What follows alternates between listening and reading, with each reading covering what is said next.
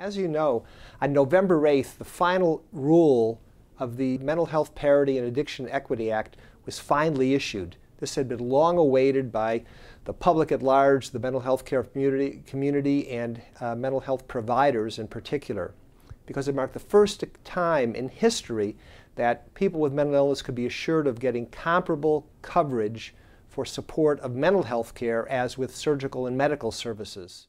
It also occurred at a time which was propitious because it was the 50th anniversary of the Community Mental Health Act initiated by President John F. Kennedy. In recognition of this, Patrick Kennedy convened a forum at the Kennedy Library in Boston commemorating these occurrences and this historic moment in history for persons with mental illness and mental health providers. To ensure that the opportunity that was presented to our field of psychiatry and the allied mental health care professions and the patients that we serve, and that we took full advantage and maintained the momentum of this legislation, a meeting was planned to bring together the relevant stakeholder organizations in the aftermath of this to plan what did the final rule mean and what would the next steps be to ensure that it was fully implemented and enforced to fulfill all of our expectations. The meeting was held on December 6th. It involved the participation of some 28 organizations, including allied professional organizations like the obstetricians and gynecologists, the American Medical Association, along with healthcare providers, institutional providers such as the American Hospital Association and the National Association of Psychiatric Health Systems, and also allied mental health providers such as social work, nursing, and psychology, and also representatives of the consumer and family advocacy organizations like NAMI.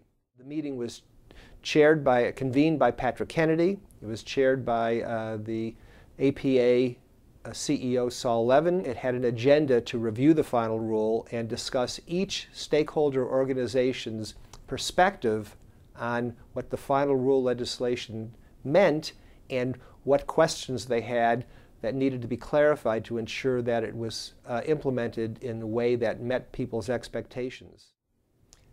Prior to the meeting, each participating organization was asked to submit what they thought were the top questions or issues of concern that they had about the final rule of the Parity Act. These were boiled down to the three of greatest priority. The first was education. Consumers needed to be educated about what the final rule entitled them to. And in addition, healthcare providers needed to be educated as to what this entailed in terms of the services they could expect to be reimbursed for. The second was transparency and enforcement. How could people and providers be sure that insurers, third-party payers, would comply with the requirements of the law and provide equal benefits and provide benefits that didn't have different limits than with medical and surgical services. And then the third issue that was discussed was how the rule would affect existing forms of public insurance, meaning Medicare and Medicaid. The APA, I believe, showed great leadership in convening the meeting at the behest of Patrick Kennedy, and there was a great spirit of camaraderie and also common purpose among the groups that were involved.